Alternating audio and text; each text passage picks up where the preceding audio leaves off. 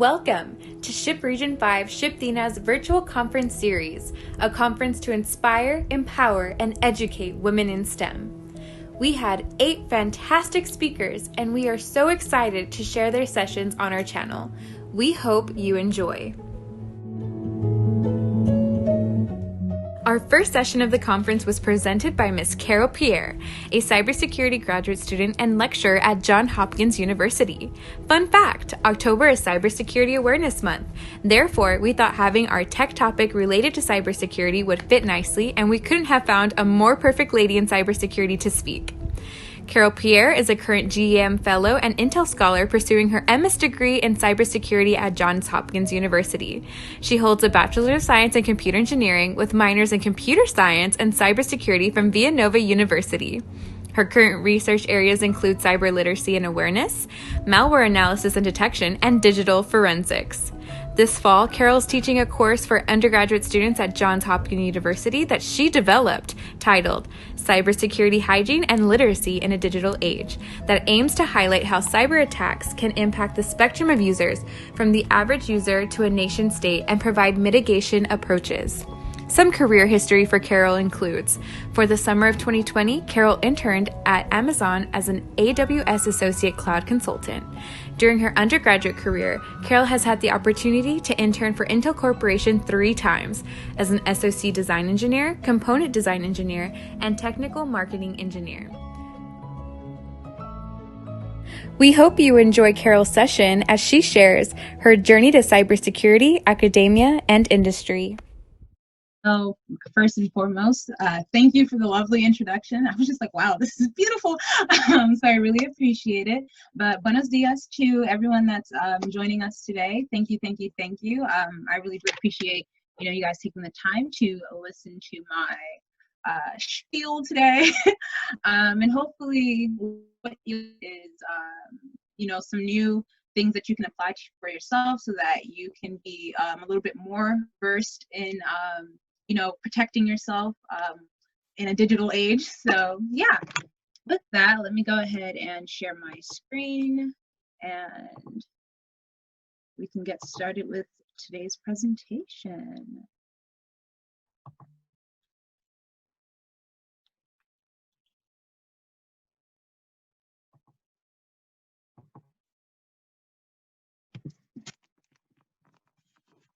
Alrighty, can you guys see me and hear me well? Yes. Or at least the slides.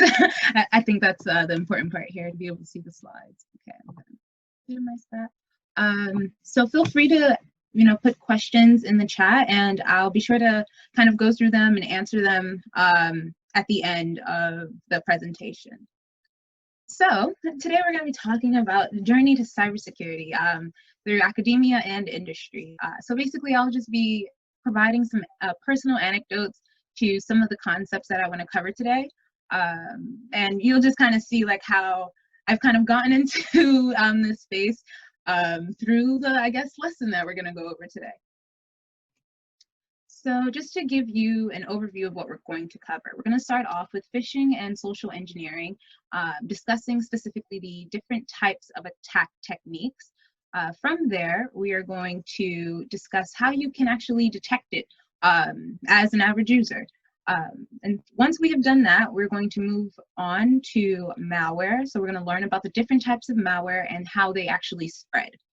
And then once we have done that, I'm going to show you an interesting technique to kind of try to detect if you actually have malware on your system.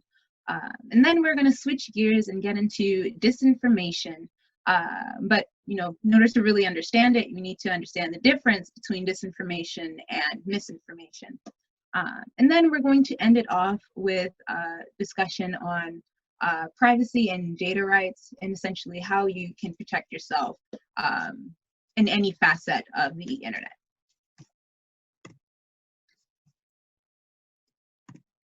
So here are a few techniques that a lot of threat actors like to use.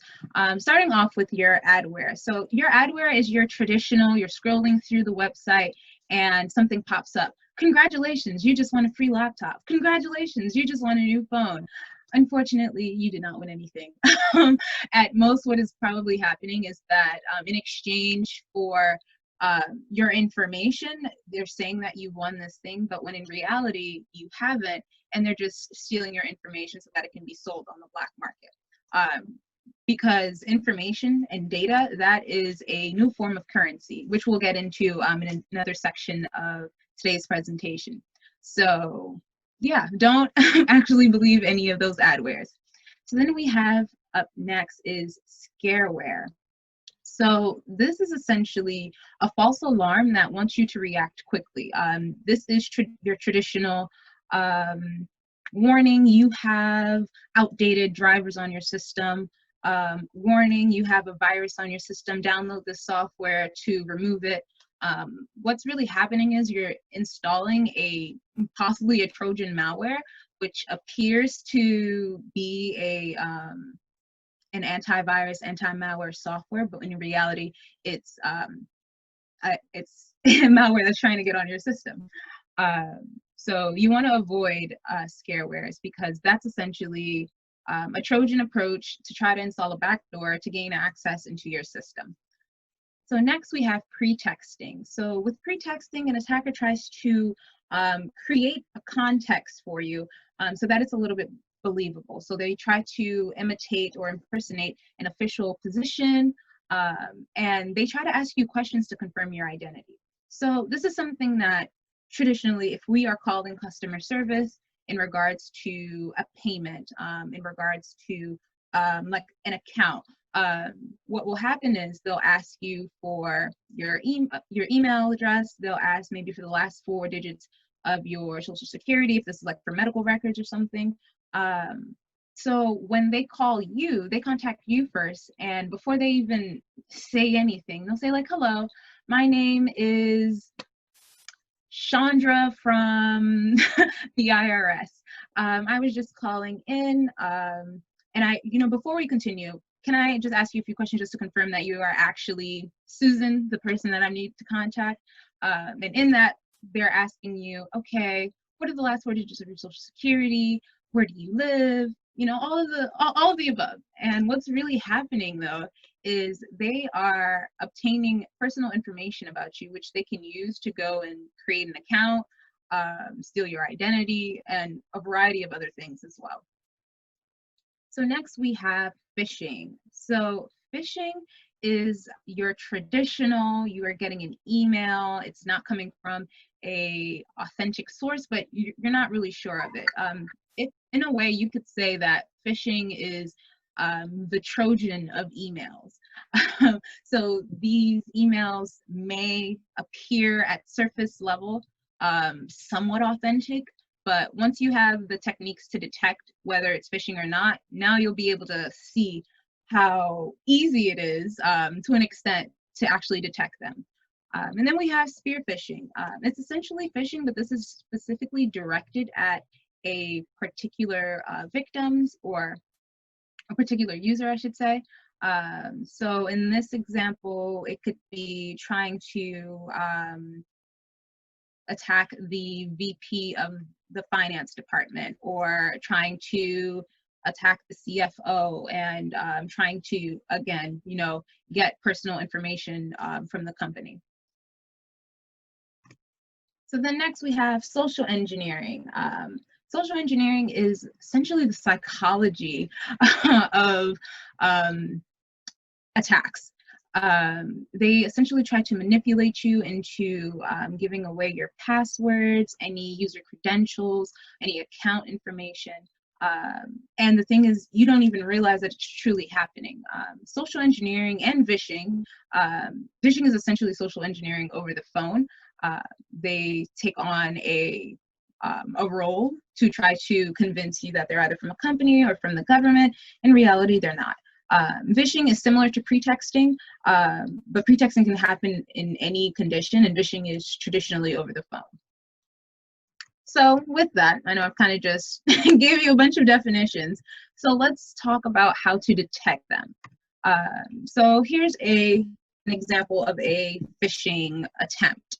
As you'll see here, it states that it's an email from Bank of America. At surface value or surface level, it's like, okay, this looks like it's from Bank of America. But when you start to actually analyze it, you start to notice some discrepancies. So it says it's from, in the from field, it says Bank of America, but in the sub field of the from field, it's a bunch of random characters at Comcast.net. So there are a few different ways you can actually confirm whether that is an authentic address for Bank of America. One, you can just Google, Bank of America emails and just see, like, traditionally, what's the pattern of, Bank of America's email. If you don't quite trust that, you can actually just call in and say, hey, I just wanted to confirm that this email is truly from you. What is the usual email addresses that Bank of America uses? That's the second way. Thirdly, I would say more often than not, a lot of the companies will just have the name of the company as the site, or like the web address, or I should say their email address. So it'll say, I don't know, banking at Bank of America, or BOA or something like that. It'll be something that's close to the actual name. So that's kind of suspicious, but because we are optimistic individuals, we're going to assume that it's an authentic email. So then we go down and we notice that in terms of capitalization and uppercase, lowercase, that there's a little bit of inconsistencies. With regards to automated emails, I would say 99.9% of the time, there are little to no errors in those emails, to the point where the capitalization or uppercase and lowercase aspects are always pretty consistent, and there's no error in that regard. So that in itself is suspicious, but again, we are optimistic people, so we continue and move forward. From there, we continue to read, and we notice that there's some discrepancy between the font, which is used for the please sign into your account ad. Okay, that's a little suspicious, but we move forward. Just by hovering over the link, we notice that it doesn't actually take us to the Bank of America site. It just takes us to this random bit URL. So that is also suspicious. And in further analyzing this email, we notice that there's actually a grammatical error. Again, automated emails, 99.9% of the time are pretty do pretty well in regards to having proper punctuation, proper grammar, etc. So this is suspicious as well, because that should be a period instead of a comma. So that was something that we pick up in that regard. So, because I know I just talked a lot and you're like, okay, wait, what are all these steps that I can implement? So 3 things that I highly recommend when trying to determine whether something is legitimate or not. 1, checking the from field and seeing if the title is consistent with the subfield. 2, checking to see if there are any grammatical errors in the email. And then 3, hovering over any links on the or in the email. Do not actually click on it, only hover. Traditionally, I'd say if 2 of those 3 are aligned with the phishing example, just don't even bother with it, because it's better to be more cautious than not. And I can actually speak to this example. The first time that I was going to intern with Intel, I received correspondence from one of the recruiters, and the email was actually coming from someone in Costa Rica. So me being, very cautious and wanting to not just potentially give away my information to some random person, I just ignored the email. I definitely ignored it for at least a week. And but it was kind of just like gnawing at me, and I was like, okay, this is something that I can actually confirm. So I just reached out to another contact that I had at Intel that I was dealing with during the process, and I just confirmed with them, like, hey, does this person actually work with you? Are they like in the company, etc.? And they were actually able to confirm that for me. So yes, I almost missed out on an opportunity, but you also see how, like, even in a case where it's like, oh, like this could impact my future. Like, what if this is an email recruiter? If that is the case, there's always a way to verify that. But I digress. So our next example is another phishing example. And I'm just, again, showing you how there's a grammatical error in this sample. As you'll see here, they use the word informations. And I will not say that I'm necessarily an English savant, but I know that I have never, ever seen information pluralized. And pluralized is not a word, but it is today. I have never seen the word information pluralized. Information in itself represents the plural version of itself. So that was already suspicious. So then we have this phishing example. Again, you know, we're going to just kind of look at 3 of the points that I mentioned earlier. Let's take a look at the from field, okay? The title is Netflix, and yet it's a string of random characters at pause, message, that is not authentic, but, you know, we move forward. And in reading the email, we notice that it says, we will automatically attempt to charge your card again within 24 to 48 hours. If there's ever a tight time frame where it wants you to react quickly, that is a red flag. Because most companies will, for example, I use my university. When it's time to change your password, they do it in increments. They'll do it at 30 days, 15 days, 10 days, 7 days. And then on your last day, they'll let you know that, hey, like you need to change your password. But they don't just send it all at once and say, hey, you have 24 hours to change your password or you're locked out of the system. That's not what happens. And traditionally, that's the same thing with Netflix or with any other company, honestly. But something that I definitely want to highlight here is the fact that with, I guess you could say, with companies like Netflix, streaming services like Netflix, the first time that you authenticate and verify your credit information, that's the only time that they do that. So the fact that it says that it attempted to authorize the card again is a red flag, but not everyone can, you know, automatically think of that. So just looking at the time field and looking at whether or not there's a tight time frame or anything is a very important thing. So then we have our scareware. So again, you know, it's a pop-up that appears. It's trying to convince you that, hey, you need to do this if you want to continue to use your system. And in a time of COVID, where a majority of the country, majority of the world at one point too, relies heavily on their systems, more people are apt to kind of fall for that because they rely on the system. And for something to happen to it could potentially mean your inability to work, inability to school. And then of course that has residual impacts. So honestly, a lot of these attacks are so effective because of the psychological manipulation that's kind of like integrated into it.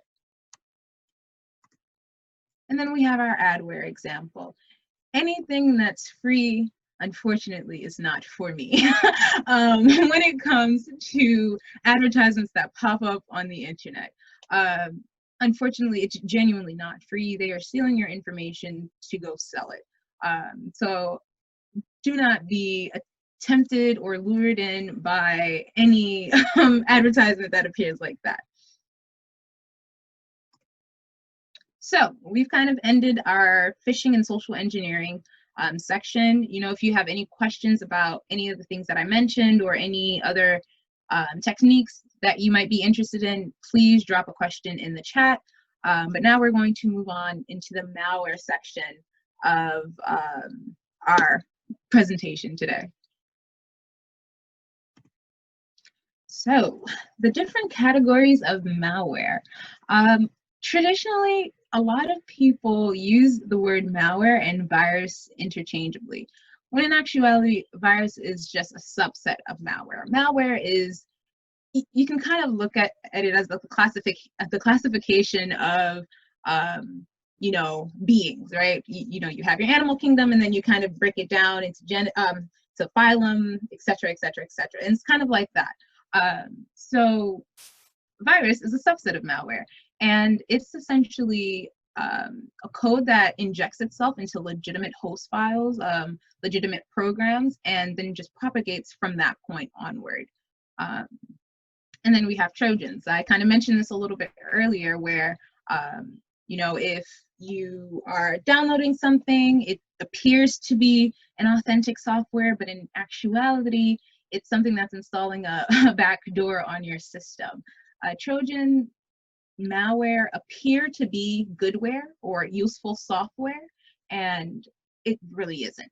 That's basically what it is. The name speaks for itself. It speaks to the Trojan War and their approach to things. So yeah.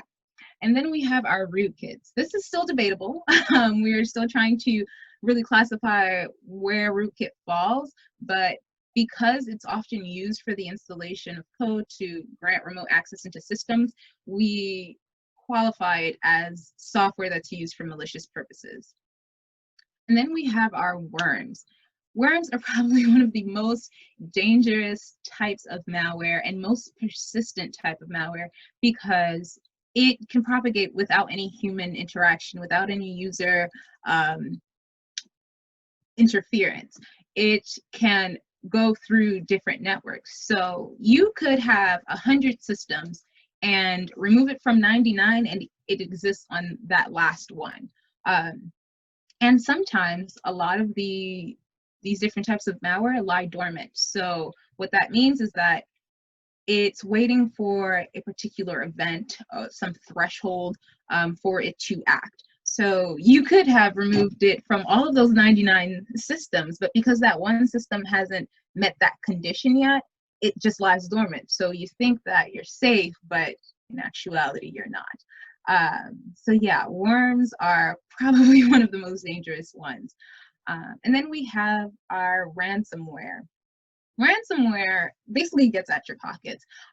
This is the malware that will encrypt your personal data and ask you for money to get it back. This is something that actually happened recently to the city of Baltimore. They were attacked with ransomware, and the original asking price to essentially unlock the systems was about $75,000. And then within 3 to 10 days, it went up significantly. Eventually, the city of Baltimore just kind of let those systems go, but that actually took a toll on the city. And then we have spyware. So spyware actually is a goodware, but it's used maliciously, so that's why we categorize it this way. Spyware is oftentimes what some parents will use to kind of monitor their child's use on the system, block certain sites from being accessed, determine the amount of time that someone is on the system. So it's traditionally used for, monitoring a computer behavior for good purposes. But unfortunately, threat actors will actually take that to monitor your key logging strokes so that they can steal your user credentials. So how do these different types of malware spread? And I should probably have prefaced the section by saying that the examples of categories that I'm presenting to you are, I would say, the most popular, the most prevalent, but that is a fraction of what actually exists. There are hybrid versions, there are multi-forms, and ones that can kind of mutate according to the environment that they're in. But knowing these, you have a pretty good understanding of, the realm of malware. So a virus spreads by infecting other files. It just keeps replicating itself from file to file. A Trojan spreads because of a user interaction. And just kind of hearing that, you're probably like, okay, if that's the case, just don't click on it. Unfortunately, you don't know that it's actually a malicious software. You think it's for installing your drivers. You think it's for removing malware. But unfortunately, it's the opposite. So that's kind of how it's able to spread. Rootkits are able to kind of spread through different compromised applications. Worms, again, spread from network to network, making them probably, again, one of the most dangerous, because they're able to kind of go and destroy an entire company almost, or lock an entire company. Similar to what happened to Sony at one point, I think in either 2014 or 2015. Then we have our ransomware. So this can actually happen through drive-by downloading. So if you were trying to install one thing, invisibly something else is being installed, but you don't notice. And I can actually speak to this for the purposes of research, purely research. For my undergraduate, for one of my undergraduate classes, I developed a malware using macros. And essentially what it would do is launch a bunch of Internet Explorer browsers in the background invisibly. So the end user is not able to see that there's like 50 different windows open. All they will experience is a slowdown or some latency on their system when they're trying to use it. I will kind of speak to how you can detect whether you have an invisible program running on your system, but that's kind of what happens with the drive-by downloading. And of course, it can also spread through phishing emails. You think that it's an authentic email, you click on it, and it takes you somewhere else and installs some backdoor to allow the ransomware to kind of lock your system. And then you have your spyware. Spyware, I would say, is the only malware that stays on the one system that it's on. It's isolated to that one system. So I guess you could say it's the lesser of all of these evils. So what are some of the impacts of, these malware?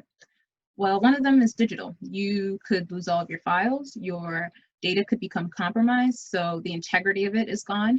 If you're a corporation, the intellectual property is gone, so now you lose your place in the market, especially if you kind of had that advantage in that market. And then there's also financial repercussions.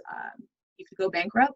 There's overhead costs in trying to maintain the business, which is often called business continuity. Or you had a downfall and now you're trying to recover.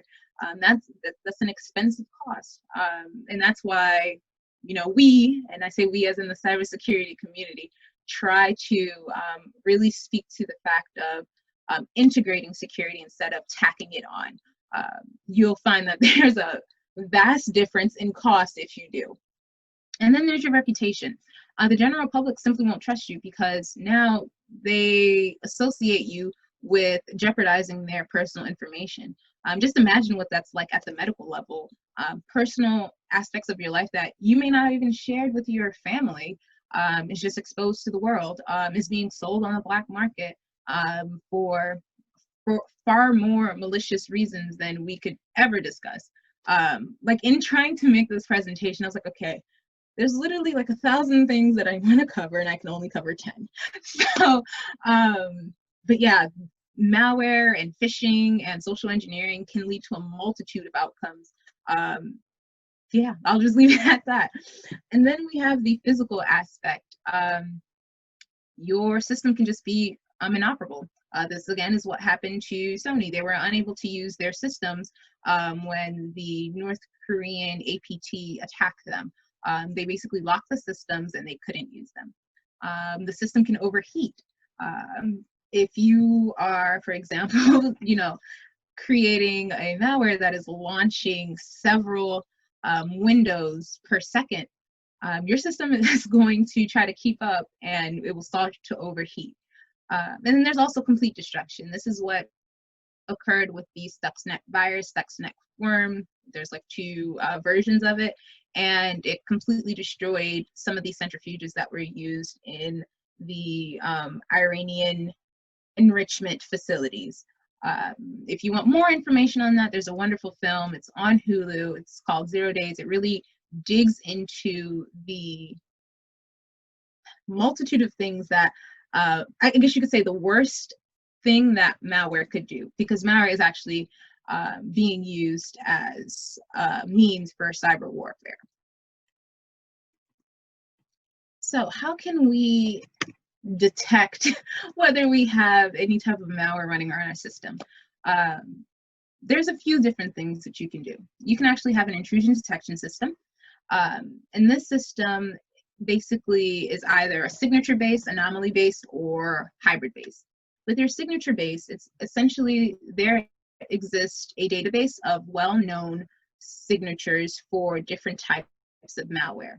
So if some type of malware is being installed on your system, before it even gets installed, this system will analyze the file. In analyzing the files, it's saying, okay, there's a match in my system that this is malicious, delete. So it doesn't even get installed on your system, and you just get notified, hey, this file was deleted. With anomaly-based, this is based off of behavior. We are analyzing the behavior of the system. Traditionally, when you're installing a file, it doesn't make a system call. That is suspicious. We flag that as an anomaly. With the hybrid-based, it can be, okay, I am, going through my list of known viruses. It passes through because it doesn't exist. But that doesn't mean it isn't malicious. That speaks to zero-day attacks, which is a different topic entirely. But that file has now gone through because it was able to pass the signature check. But now it goes into anomaly. It goes to anomaly, and then it notices that there's a system call. Most of your downloads don't have a system call as they're being downloaded. So then it's flagged as an anomaly. So that's essentially your intrusion detection systems. These are a little bit more on the expensive side in terms of trying to protect your system. There are other ways that you could do it right now, like after this presentation, or while you're listening to this presentation, if you want to try to follow along. You could actually go to your systems, programs, and features and just scroll down through the programs. If there's one that you don't really recognize or you don't really understand the purpose that it serves, you can Google it, and what will pop up is a CVE, which is known as Common Vulnerabilities and Exposures, or exploits. It's one of those words. And basically it will tell you, like, hey, this program is actually a executable that provides a backdoor access for threat actors. So you can go ahead and immediately delete it, which is nice. The thing is, it's like, wow, it kind of sounds simple. And it is. It's just, unfortunately, the average person just doesn't know about that. And that's kind of my objective with cyber literacy and awareness, just make people aware that, hey, you actually have those tools. It's yourself. This is all that you have to do. So then you also have your system task manager. So this will allow you to see the different processes that are running in the background. Ergo, my malware that I created that was invisible. Yes, you can't see the multiple windows that were being launched, but if you go to Task Manager, you'll notice that, hey, you have 50 Internet Explorer windows open. But if you look on your system, you don't actually have any Internet Explorer windows open. Even better, you don't even use Internet Explorer. Then okay, yes, there's some type of malicious program running on my system. So what you can do is just go in and end all of those processes, and it'll just be removed. And by doing that, it circumvents the condition that the malware needs for it to persist. Yeah. So I know that was a lot. Again, throw those questions in the chat. I'm really looking forward to, the Q&A section. I just want to confirm on time. We're looking good. So yes, just feel free to throw questions in there, and we will get to that in the Q&A section. So now we're going to talk about disinformation versus misinformation, especially with the elections looming. I think this is something that's very important to understand, take notice to, and see if you can even see it for yourself.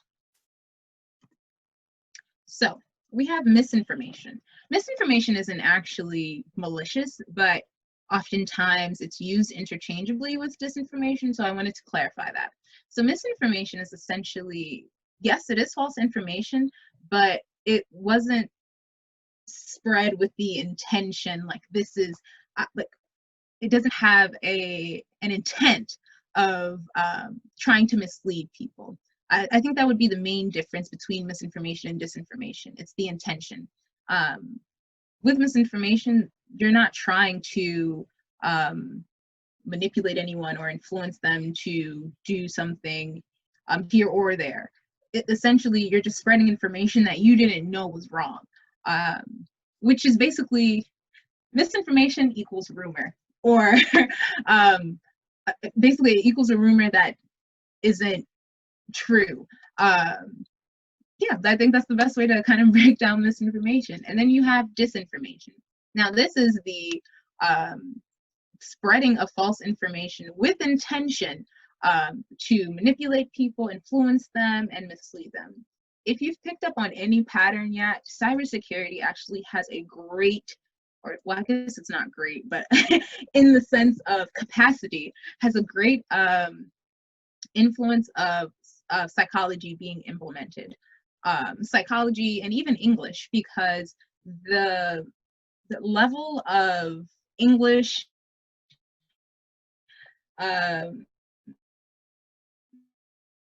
rhetorical devices that are used, both the many, such as logos, pathos, and ethos, either trying to appeal to an emotion, using facts, using logic to try to appeal to individuals. This is a psychological ploy through the use of rhetorical devices in English. I'm sorry, I know I kind of went kind of deep there, but it's just really, I think it's important to see how all of these different sides of industry are integrated into this one. So how can you kind of detect whether something is an instance of disinformation? So I don't know if everyone is on Twitter, but Twitter is a very big place where disinformation permeates. And that's because there's a lot of bots and a lot of like random accounts that are used for that purpose alone. Ways to kind of detect that is to just look at the number of followers the person has. It's like, okay, you don't have this journal. Okay, that's not really making sense. The things that you're tweeting, I'm comparing them to other stories, that doesn't align. You're a relatively new user, so we're going to assume that this is from 2017. But yeah, you're a new user, your following is low. Well, I guess you could say that there's a relationship between his followers being low and being a new account, but you're kind of just able to see that, okay, this isn't really an authentic source. But I guess to speak to that, other ways to kind of detect it is to confirm the sources from an authentic media outlet or a media source. So you can just, if they say they're from Remote Journal, I'm sorry, I was just looking at a random word here. So let's say they're from Remote Journal in Technologies or something like that. You can just Google it and see if it truly exists. And traditionally, if you type in their name with the journal, you'll see if they have any other stories posted from that media source. And if not, then more than likely it is a bot or a front for Russian governments, which is definitely a thing, but I don't want to frighten you all today. So yeah. Another option is to just review the references that are used in the tweet, in the story. Just kind of go check it for yourself. Honestly, a big thing, I guess you could say, one of the reasons why disinformation is so successful is because people, and I'm not talking about you people, but I'm talking about people at the greater large of things, or grand scheme of things, will kind of accept things at face value in regards to the news. And as a result, take that information as fact and make decisions based on that fact. And that's why disinformation was so successful in the 2016 elections, which there is a whole nother section about that, but a good movie to watch, I believe, is on Netflix.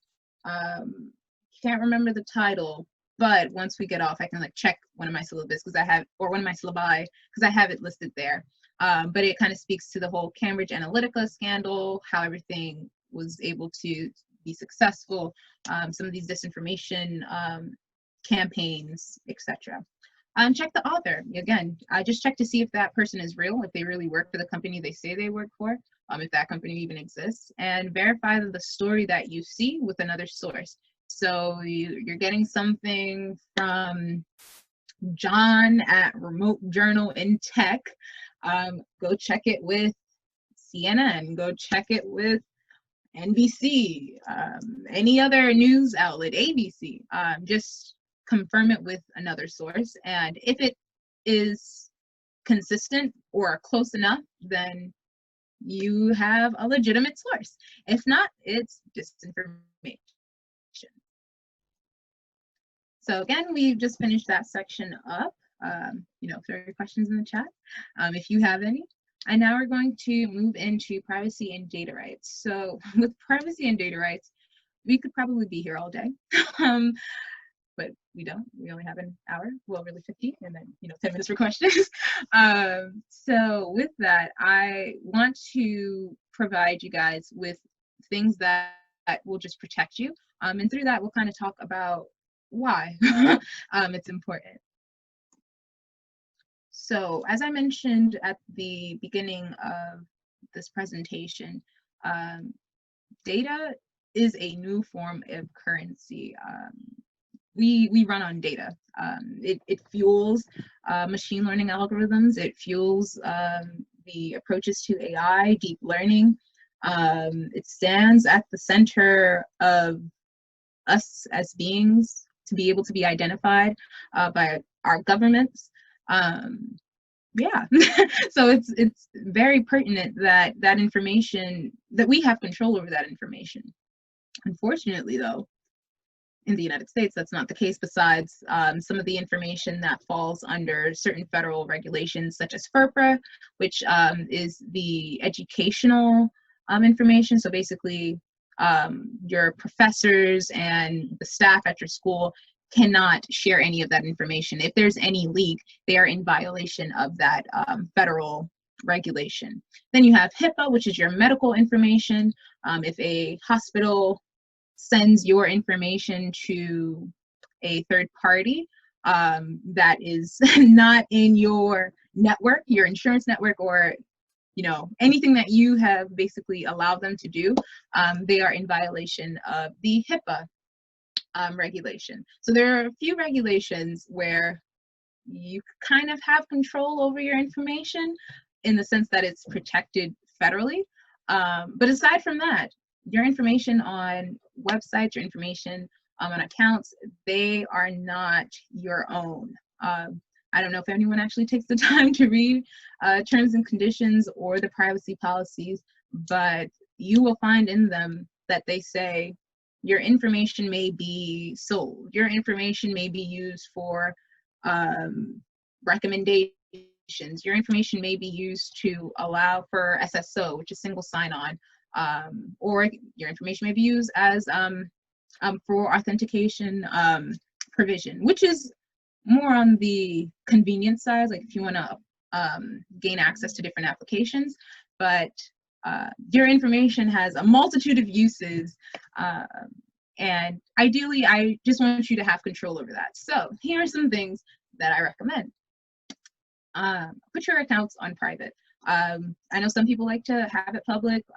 If you are an influencer and such, I know that's like kind of impeding on your income, so I completely understand on that point. So there are other ways that we can protect yourself, or you can protect yourself. Disable the location on your applications. I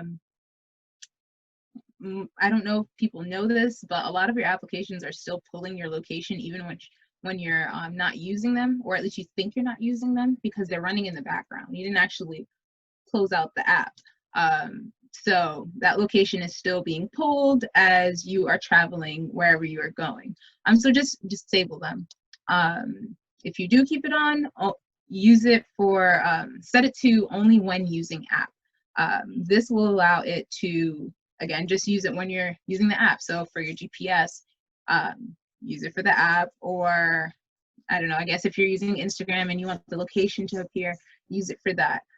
Personally, what I do recommend is when posting a location for something, post it after you've left. Or if it's like a large area, so you're in Austin, Texas, great, you can put that, because I know some people want to show like, yeah, I just caught a flight. I'm in Austin, Texas, or I'm in Hawaii. So that makes sense that you want to kind of show that, but don't show that you're on I don't know which, you're on the island of Waikiki. You're showing a building that is distinctive to the specific street that you're on. So now your location is kind of compromised. And again, this may not be something that you have to worry about as much because you kind of have control of who can see your stories and stuff. But just in general, it's a safe practice, especially if you have a larger following. Because unfortunately, we don't know everyone's intention. I'd like to be able to say that there are no threat actors and no one with any malintent, but alas, cybersecurity exists. So from there, don't allow your personal accounts to be linked to any search engines. So this is a feature, I believe, on Twitter and Facebook. You can, basically, if someone types in your name, they can find you on a Google search. If you don't want that to happen, you can actually just change that setting. And another thing is, if someone searches a phrase, your account might pop up if you had a post that was in relation to that phrase. This is sometimes what a lot of threat actors will do when they're trying to pick their targets. They just do some random searches and just start to pick up on their targets, and that's how they kind of develop I guess you could say they develop a specific attack towards you. So like spear phishing, it's specific to that individual. So yeah, just remove that. I don't think that's something that you really need, but I may be wrong again, because if you're an influencer, maybe it's something that needs to happen quickly. So again, there are other ways for you to protect yourself. So I'd advise in those others. And then the last thing I'll say is, if you are going to delete any accounts, request your data. Request all this data that the company has pulled on you, because you are entitled to it. What I would say is, though, this is not something that is limited to an account deletion. If you wanted to right now, you could go ask Facebook and Twitter, and I believe Instagram as well, because technically they're owned by Facebook, so they would be obliged to have to provide you with all of your data. If you ask for it. And then it's actually just an option that you click and they'll send you your information like within 24 hours. Yes, I think that is the key points that I really wanted to cover. Again, there's so much, and I really hope I'm doing due diligence in covering this, and that you guys are like, all right, I have some few key things that I can do immediately. That's the whole objective here. And with that, I will go ahead and take any questions. If you want to, you can connect with me on LinkedIn. I'm happy to chat, have a conversation. If you want to know more about being in this world of cybersecurity, how I did it, or anything, yes, please feel free to reach out, because I love to help people. Because the objective here is to increase the diversity here. And I'll give you a quick example. I don't know if you've noticed, but I don't have my background that has like the little description. And unfortunately, that's because the way that the Zoom algorithm is based, it's not pulling, how do I say this? Basically, the way they tested it, they didn't test it on all types of complexions, it would seem, so it doesn't catch my face at all. So that's why it's important to kind of have diversity in these different fields, so that this situation doesn't persist. Having female perspectives, having people of color in these rooms, people of different identities, just kind of having that present allows you to not have any gaps. And with that, since I've digressed, I will stop sharing my screen and see if there are any questions in the chat. Thank you All so much, right. Carol. That was a ton Of of awesome course. information. I was seeing people writing things down. Even I was like, I need to like keep all of this. I didn't know so much of that. That was amazing. But yeah, we had a lot of great questions in the Mhm. chat.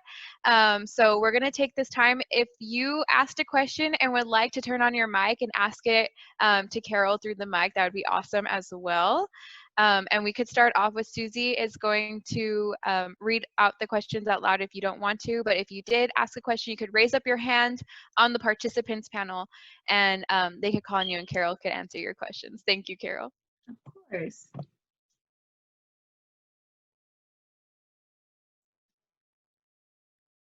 Okay, I'm gonna go ahead and read out a question. Okay. So our first question was from Alondra Escobar. She asked, what type of algorithms or strategies do you use to detect those red flags in emails? Right. So, unfortunately, there really isn't an algorithm that you can use. I know that you can kind of train, perhaps, this is you taking extra steps, though. You could possibly train a machine learning algorithm. So, XGBoost, your random forest, things along those lines. You could possibly use those and kind of just take all of the types of phishing examples that you could find, reduce them to actual values, and then try to build a system that way that detects it. But again, that's a far extra step. Personally, I think of the 3 or 4 things to look at. So look at the from field and the sub field and make sure that the title and name of the email is consistent. Take a look at the grammar. Is there missing punctuation? Is the uppercase, lowercase inconsistent? I hope that inconsistent, one of those words. Is it consistent? That's the objective there. Is there a tight time frame? Is it trying to force you to act quickly? Again, a lot of these things will try to manipulate you. It'll use logos to try to get you to act quickly. There's this one email that appears to come from Google, and it says, oh, about 1% of 0.01% of people get these emails, but basically your account has been compromised by a government official, so you need to change your password using this link. And because it says, oh, only 1% of, or 0.01% of people fall victim to this, it makes you believe like, well, okay, yeah, that's the reason why I've never seen an email like this, because only 0.01% of users get this email. So that's why, a lot of people don't talk about it. It tries to manipulate your logic, what you use to kind of process your information. I know I digress from my point, but that is what I mean by kind of looking at that tight time frame. And then again, hovering over links and just making sure that it's taking you where it's supposed to. Awesome. Our next question is from Eileen Tapia. She asked, if you do click on a link and attackers get your information, what are some best practices, action items that we can take? Right. So you want to, go look at your system programs, your system processes, and just make sure that there's you've removed any of that malicious software, something that you don't recognize. You can double check it just by Googling it, and it'll tell you if it's malicious or not. That's like the first thing that you want to do. You don't want to leave the opportunity for them to kind of attack you again. And then from there, if, for example, your information was stolen or your identity was stolen, this is something that you want to report to the credit bureau. And you want to probably get some monitoring services on your information, just so that they can catch the threat actor, and so that you're not liable for any expenses that happen during that time frame. Awesome. Our next question is from Ilse Palibrica. How do you get interested in cybersecurity? It's really fascinating, moving stuff, which I completely agree as well. Yes. Yep. No. Yeah. I'm honestly in love with cybersecurity, and I hope that comes across during my presentation.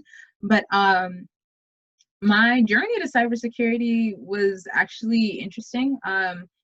in undergrad, I was basically slated to become a hardware engineer, ergo my working at Intel. Hardware engineer is what I love to do. It's still what I love. But basically my sophomore year, I was just calling home, just to check on the family. And in that time, I was kind of like met with tears. Like my parents were literally on their way with a couple $1,000s to basically come bail me out of prison. And that is the social engineering approach, or social engineered attack that these threat actors took on my family to basically try to get money out of them. And because I guess they did their research or what it might have been, but they were kind of able to speak to my character. And that's where the manipulation really was successful. They basically were like, yeah, she's super, super remorseful. She couldn't believe what happened. Basically, I should kind of backtrack and give you more preface to the story. They basically said that I was in a motor vehicle incident that resulted in the loss of life of someone else. And that is like one thing that like I've told my family, like, I pray that I'm never put in that situation, because honestly, truthfully, I probably would, wreck myself before I take a life. So that's why it was like, it honestly, it's probably a very traumatic thing. But from there, thankfully, I was able to thwart it. We didn't lose the money or anything. But the fact of the matter is, it's that unfortunately people don't have this knowledge to determine that this isn't real. So I didn't want that to happen to anyone else or anyone else's family, especially immigrant families, because that'll often be some of the targets. So that's why I went into cybersecurity, because I didn't want this to happen to anyone else. So that pivot kind of came from that experience. And from there, I basically have just been cybersecurity nonstop. My university was like in my undergraduate university, Villanova University, was in the process of trying to create the cybersecurity like minor. It wasn't actually a thing yet. And I was just like, listen, I need the classes because I refuse for this to happen. It seems like this is happening to URMDs, so underrepresented minorities, and people with disabilities. Like, I feel like it's falling under this, like, these are the targets, and I refuse to allow this to continue. So give me the classes, I'll take them, and give me the minor. So myself and 2 or 3 other of the women, I will also say, that were in my program, we were the first cohort of the of the cybersecurity minor. I'm sorry, that was a very long answer, but that's how I got involved. That's kind of how I went after it. My passion for it, how I got into it, derives from an experience that I don't want to happen to others. Wow, that's amazing. Oh, wow, I can't even. I'm sorry.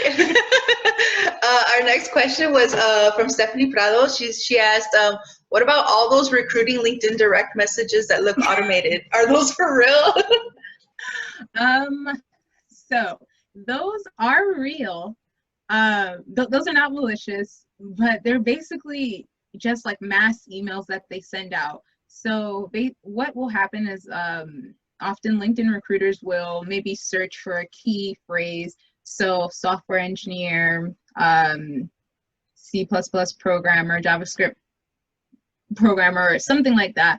And if they do the search and all of those people appear, they'll basically just take those LinkedIn, I guess, names, accounts, and just mass email everyone. So they are real. If you respond to one of them, nothing bad is going to happen either, but will respond. So I say, try it one day and see. Maybe you'll luck out and find someone that actually responds. However, what I will say though, because that is a norm, threat actors might try to use that against you. Mass emailing in the emails with these offers. So let me try as well, too. So if there's a company that's reaching out that you're not quite familiar with, Google is your best friend. For real. Okay, and then our next question, I guess you can answer this in the chat after the rest of the Q&A, but it's Angelica Cortez asked if you can share the 2 films regarding cybersecurity on the malware and disinformation section. Yes, I think Elsie actually answered it. Yes, The Great Hack is on Netflix. It's it speaks on the Cambridge Analytica scandal with Facebook, and it really breaks down like what happened, who was in cahoots with whom. And yeah, it really covers all of that. So if you really want to get an interesting look into disinformation, get an understanding of how it impacted the 2016 elections, how literally all of your data, if you have a Facebook account, all of your data was used and sold for that manipulation purpose. So that's I think a great thing to watch, especially where we're like, what, 30 days away from elections, I think. So that's a great movie to watch. And then 0 Days, if you want to get a better understanding of how we have now entered a new dimension of warfare. You know, first we had a ground on the ground assault, then we had air, then we had water. I mean, I guess to an extent. But now we've entered the cyber realm, and 0 Days basically speaks to the first instance of, more or less, the first instance of a successful cyber warfare attack between, I'll let you watch the movie, I won't say who was in cahoots, but between 2 very popular countries, or not that, if you know what, okay, 2 popular countries that basically targeted one country and tried to thwart their uranium enrichment program, which to an extent it was for the greater good, but I think that's why cyber warfare is such an interesting topic. It's because there's so much complexity to it. It's like, at what point is it okay, right? What is the greater good that we are trying to serve here? Yeah, so 0 Days really gets into that. I actually didn't know it was on Prime, but yeah, it's on Prime. It's also on Hulu, and if you just want to rent it, you can actually get it on Vudu, VUDU, which is a Walmart subsidiary, basically like their streaming platform. You can find it there as well. Awesome, thank you. I think we have 3 more questions, so let's see if we can get through them. Whatever we can't answer, we'll just paste it back in the chat, and if you'd like to answer in the chat. So Maria Vasquez is asking, do you have a password manager that you recommend? That is so funny that you asked that question, because that is a question that my students asked as well. And personally, I do not use a password manager. I say that because 1, forget password is my best friend, but 2, I've kind of like more or less been pretty good at keeping up with my passwords. But I definitely understand how, like, if you have a variety of accounts, you want a password manager. I would say yes, definitely get one, but get one that has top-notch encryption. So are they using AES 256? Like, you want the top tier encryption, something that would take centuries to break. And if it only takes 10 years, that's still not enough. So I definitely, if I am going to recommend one, I recommend one with the highest level of encryption. Awesome. Our next question is, how reliable or helpful are antivirus software, such as McAfee? How often should we run scans on our personal desktops? That is a wonderful question. That is a wonderful question. So some top antivirus, anti-malware softwares are, okay, I almost went blank for a second. We have McAfee, Kaspersky, Symantec. These are the, and if you watch the movie as well, these are some of the top malware and virus firms, or anti-malware, antivirus firms. and they are constantly, I guess you could say, checking. I'm not going to say checking your system, but basically their system is designed to detect any new instances of malicious software that is kind of permeating the world. And you get to benefit that from your system. In regards to how frequently you should run scans, I think it depends on the scan. So I know some systems have a deep scan mode, and then I don't know what the other scan mode is called. It's not called light, but it's just like a scan that can happen in a few minutes versus a scan that takes up to an hour. I say do, of course, right, we're all super busy people and we'd like to be able to say like, oh yeah, I do that every day. I don't. I would definitely say try to do deep scans like once a quarter. So every season, however you want to break it up, whatever works in your mind. At a minimum, at least, yeah, no, that, yeah, I'm just trying to think. Yeah, do deep scans at least once a quarter. But of course, that's if you have an antivirus system on your system, because it's always going to check to see if the file that you just downloaded is malicious or not. But what you want to do with the deep scan is check to see if anything got past that first level of protection. Awesome. And our last but not least question from Elvina Moreno. She's asking, what advice would you give your younger self at the start of your career? What advice would I give myself at the start of my career? Well, honestly, I'll say that I'm still at the beginning of my career. But wow, that's a great question because I'm still thinking. What advice would you give to your younger self at the start of your career? Okay. I don't know if I can speak to this on behalf of everyone, but loans. That is a great way for you to lose your money when you start working.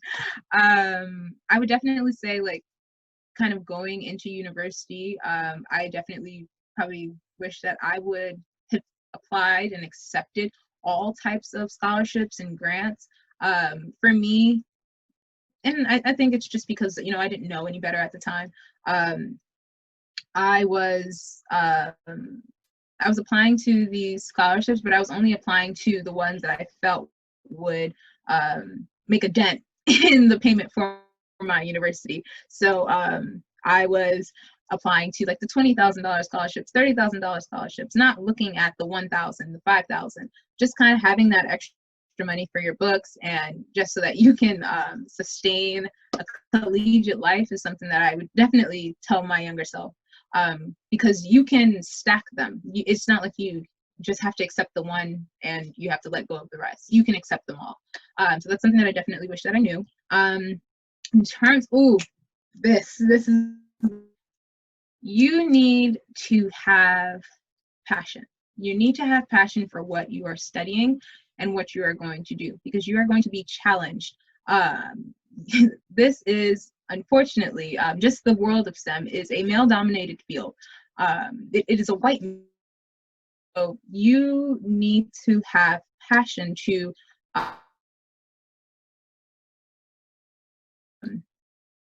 other men, things that you'll face in that field, and even the things that you'll face with yourself. We are our biggest critics. We will, I'm not going to speak for everyone because that would be presumptuous, and I don't know everyone to that extent. But what I will say is that oftentimes we can become victims to, what's the word I'm looking for? It was just on the tip of my tongue. Imposter syndrome. We don't think that we're adequate enough. We don't think that we meet the standards of this job. We don't think that we meet the standards of this major. Your passion needs to outweigh that self-doubt, because if that passion exists, you have that experience that is kind of serving as the incentive as to why you want to do what you do. That needs to be able to overcome all of the things that you will face. Yeah, I think that's one of the best things that I could say. You definitely need to have passion for this field, or for, you know, whichever subfield that you fall into, because you will be met with so many challenges. So your passion needs to outweigh that. What a great way to end this seminar. Well, thank you so much, Karol, for taking the time to share all this amazing information with us. Please, everybody, give your virtual applause. And at this, Thank you so much for watching. If you would like to continue staying updated with SHIP Region 5, make sure to like this video, subscribe, and hit the notification button. Stay connected by following us on all our social media. Our Instagram is at SHPRegion5, our Facebook is at SHIP.Region5, our Twitter is at SHIP_Region5. We hope you could join us live for the second part of our SHPEtinas series. Thank you so much for watching. Until next time.